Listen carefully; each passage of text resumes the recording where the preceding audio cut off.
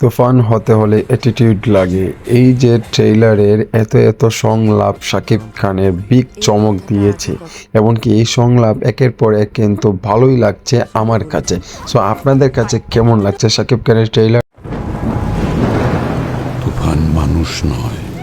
তুফানের ট্রেইলার মুক্তির পর থেকে শাকিব ভক্তরা অনেক প্রশংসা করছে শাকিব খানের এই লুকিং দেখে, কারণ এই লুকে শাকিব খানকে আর কখনোই দেখে না শাকিব ভক্তরা।